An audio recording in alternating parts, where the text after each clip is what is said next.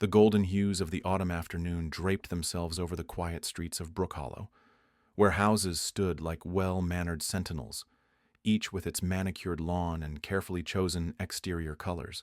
It was a neighborhood designed to offer little in the way of excitement or surprise. Yet beneath the surface simmered the subtle hierarchies of suburban life. In the midst of this curated tranquility was Karen, the unelected queen of the homeowners association.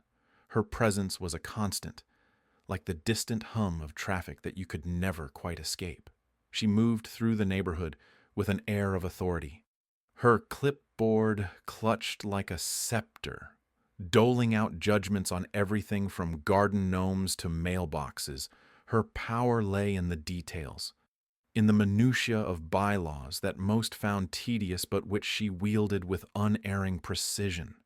My home was modest by local standards, but perfect for my needs. It nestled comfortably at the end of the cul-de-sac, shaded by a pair of ancient oaks. I had chosen it for its quiet charm and the sense of seclusion it offered, a refuge from the frenzied world beyond. Yet here, too, the reach of Karen's reign was felt. Her first visit came one crisp morning as the leaves whispered in the breeze. When she noted the ivy that crept along my garden wall, it was, in her view, a transgression against the uniformity she so ardently protected. I greeted her with a smile, the kind reserved for unreasonable requests and the trivialities of bureaucracy. Her words were sharp, honed to a fine edge by her zeal for order. The ivy had to go, lest it mar the collective aesthetic. I nodded, not in agreement, but in acknowledgement. There was no need for confrontation.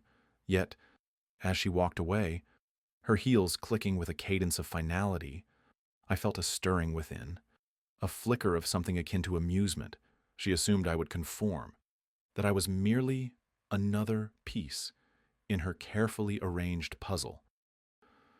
The following week, a letter arrived, typed and formal, the HOA's letterhead embossed with a flourish. It reiterated Karen's directive with precision, a reminder of compliance deadlines and potential consequences. I read it over breakfast, the scent of my freshly brewed coffee mingling with the crispness of the paper. Her demands were clear, straightforward, yet lacking in understanding of who I was. For I was the keeper of a knowledge she could not fathom. My career as a fire safety inspector had taught me the language of codes and regulations, the intricacies of safety standards that superseded even her most ardent decrees. In her attempt to wield authority, she had overlooked the power. I held a power not of coercion, but of protection.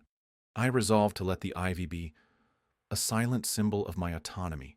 It had grown with purpose, a natural tapestry that softened the lines of the bricks beneath and provided a haven for the sparrows that nested there. Removing it would be an affront, not just to my sensibilities, but to the small ecosystem it supported. And so, I waited and watched. Karen's patrols became more frequent, her glances more pointed, yet I remained unfazed, the quiet strength of my resolve as unwavering as the seasons. She would not understand the fire she kindled with her actions, the simmering promise of resistance that lay beneath my calm exterior. In the theater of suburban disputes, she played her part with vigor, unaware that mine was a role of quiet defiance. Her attempts to intimidate were mere sparks against the steel of my certainty. For fire, once understood, becomes not a threat, but a tool. A truth I knew well. Her reign of paper and pressure would meet its match in the understated power of knowledge and patience. The morning air was crisp and biting, a reminder that autumn was steadily seizing the neighborhood with its golden grip. From my window, I watched as the leaves danced lazily to the ground, their rustle a whispered symphony beneath the stiffening breeze. The once vibrant greens now blushed with oranges and reds, as though embarrassed by the neighborhood's latest ordeal.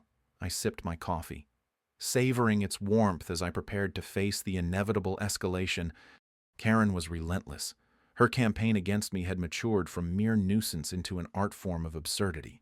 The once innocuous monthly newsletter now bore her unmistakable touch, a tapestry of bizarre regulations that seemed aimed directly at me.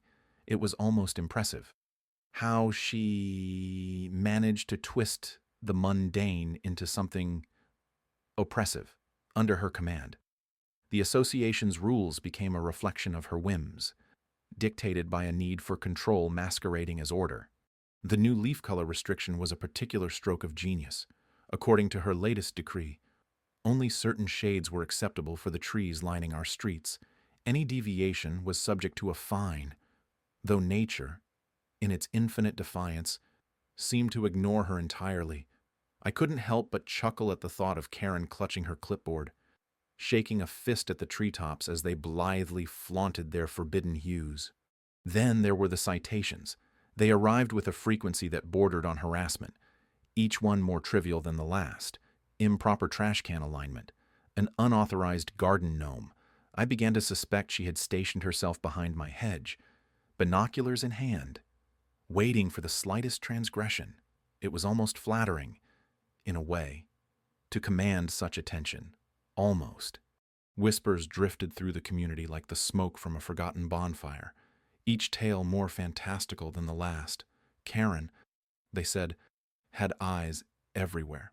She knew of every door left ajar, every light left on past curfew. She was omnipresent, a specter in sensible shoes and pearls. Her influence permeated the neighborhood, an invisible tether pulling the strings of our suburban marionette show. But beneath her veneer of authority lay a flaw, one she couldn't conceal with all her rules and regulations. I smiled into my coffee, finding solace in the knowledge I harbored. Karen's Achilles' heel was a glaring oversight: the fire code. It was a language she didn't speak, a world she couldn't control. And as fate would have it, that was my domain. The irony was delicious. Karen, the self-proclaimed guardian of order, was blind to the very code that governed the safety of our homes. I held the keys to that kingdom, a fact that seemed destined to unravel her tapestry of intimidation. But I had no desire to wield this power recklessly. Patience was my ally, a virtue I cultivated with care. I imagined her face when she realized, the dawning comprehension, the faltering confidence. It would be a subtle unraveling, a gentle tug at the threads of her authority. No need for fireworks or grand gestures, just the quiet satisfaction of balance restored. The sun had climbed higher now, casting long shadows across the lawn. A new day unfurled, and with it, the promise of change. I finished my coffee, setting the empty mug on the windowsill with deliberate calm. The leaves rustled again, a gentle reminder of nature's resilience against the absurdity of man-made rules. I took a deep breath, ready to embrace the day, ready to stoke the embers of my quiet rebellion. The air outside was crisp with the promise of autumn, and the neighborhood trees stood like sentinels, their leaves a palette of gold and crimson. I watched Karen from my window, her figure a silhouette against the setting sun. She was the self-appointed queen of our homeowners association, her mission to impose order with a smile that was as manufactured as it was menacing. Her latest act of tyranny was to wield the fire code like a cudgel, attempting to intimidate those she deemed non-compliant.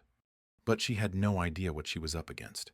I had spent the past week immersed in research, my evenings consumed with poring over the labyrinthine fire codes and HOA bylaws.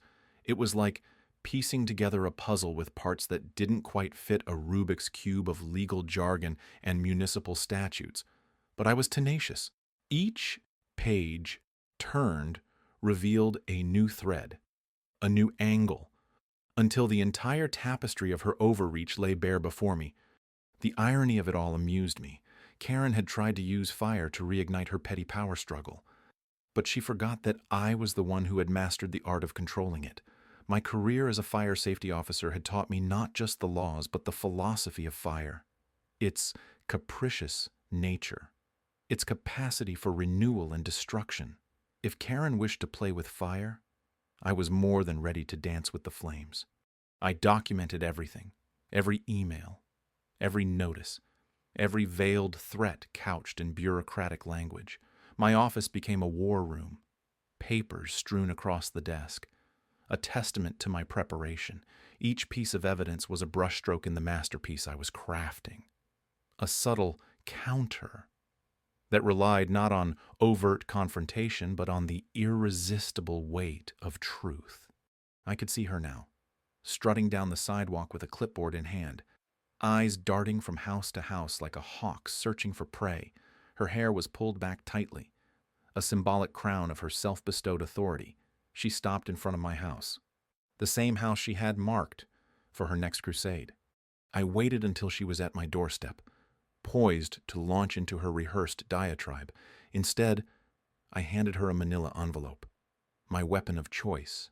Her eyes flickered with confusion, then suspicion. As she took it from my outstretched hand, I watched her open it, her face a canvas of shifting emotions. Surprise, disbelief, rage. The documents inside were a carefully curated selection copies of the fire code violations she had incorrectly cited, my rebuttals annotated with the precision of a surgeon, and a letter from the county inspector supporting my compliance. It was an elegant checkmate. I could almost hear the gears turning in her mind, the realization that her empire of intimidation was crumbling. Her mouth opened, then closed, words teetering on the edge of her tongue but never quite making the leap. I met her gaze, calm and unyielding, a silent declaration that her reign was over. The sun dipped below the horizon, leaving the world bathed in the gentle hues of twilight. I turned away from the doorway, letting the door swing shut behind me. Outside, the night air began to cool, and the stars emerged one by one, ancient witnesses to the quiet victory of justice over tyranny.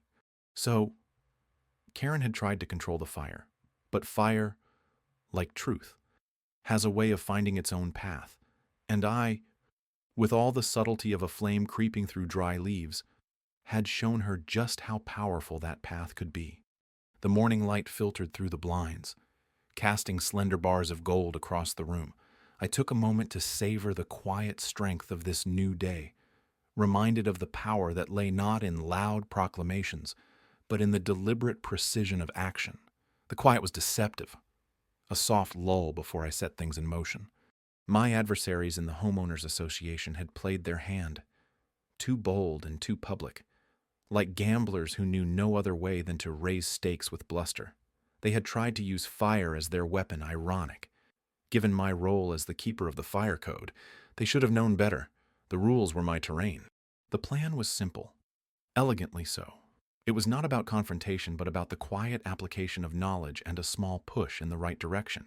I had spent decades working within the bureaucratic labyrinth, crafting compliance out of chaos. This, now, was merely an extension of that practice. I pulled the thick binder closer, its cover worn but sturdy. Within its pages lay the codes, my codes, each meticulously documented, each a tool sharper than any sword. They had underestimated the power of such quiet instruments. The fire code was my ally, not theirs. There was something satisfying about the quiet clack of the keyboard as I drafted the notifications. Each letter, each clause was crafted with precision, my words serving as both shield and sword.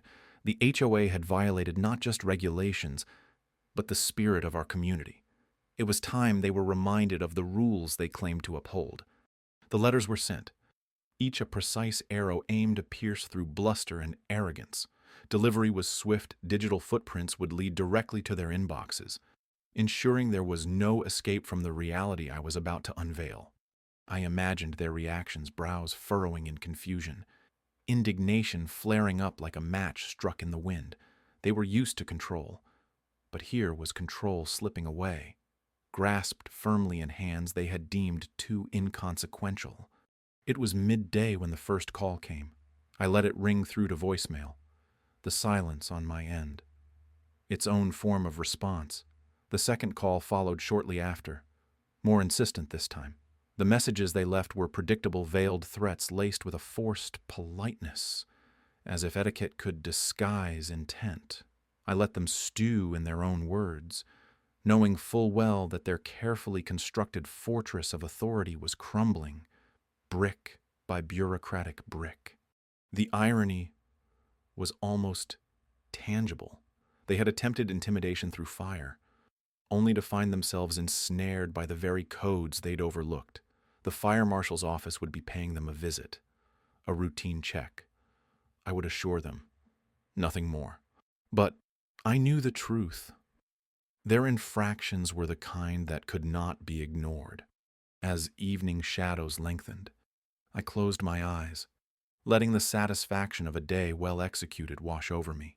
There was a quiet power in knowing I had not just defended myself, but upheld the integrity of our community.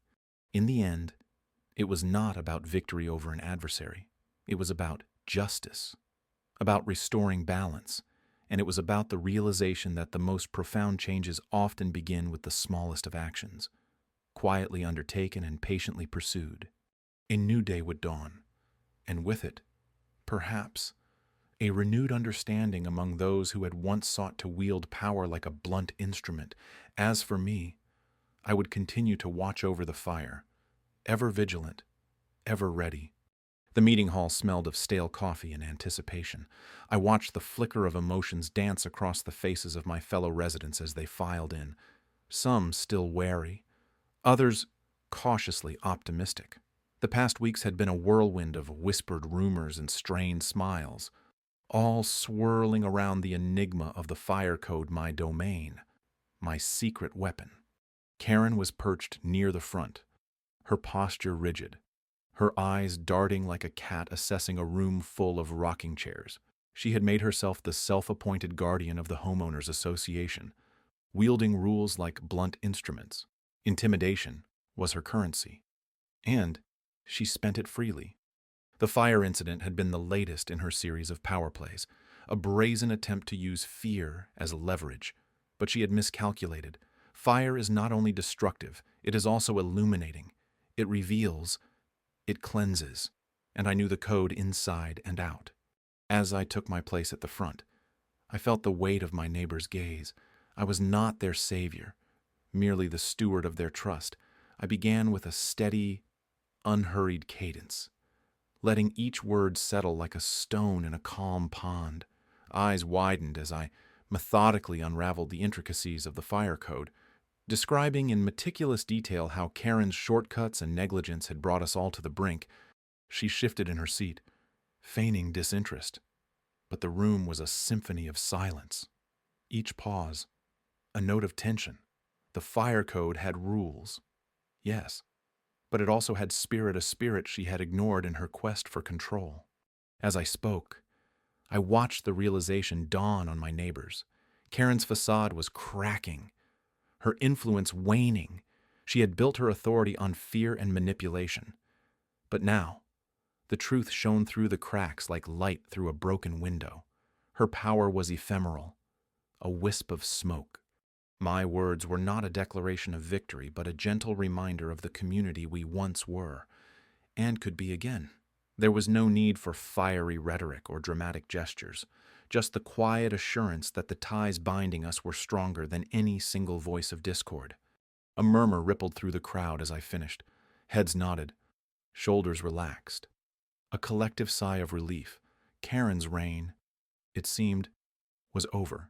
She sat there, a queen, without a throne, dethroned not by force but by the simple power of truth spoken out loud. In the aftermath, as the dust settled and the meeting drew to a close, I felt an unexpected sense of peace. The fire had not consumed us. Instead, it had forged us anew, stronger, wiser. As the room emptied, Karen stood, a solitary figure against the tide of change. Her defeat was not a spectacle but a quiet, dignified retreat. She would not disappear overnight. People like her rarely do, but her shadow had diminished, her voice a whisper in the distance. Outside, the evening sky was a tapestry of reds and golds. The sun dipping below the horizon, the world felt larger, more open. I took a deep breath, savoring the crisp air, the scent of possibility. The fire within me had not been extinguished. It had simply found clarity. In the end, It wasn't about who controlled the fire code. It was about understanding that true strength comes from within, from the courage to stand firm in the face of intimidation, to let the light of truth guide the way. And as the night settled in, I knew tomorrow would bring a new dawn, a new beginning for us all.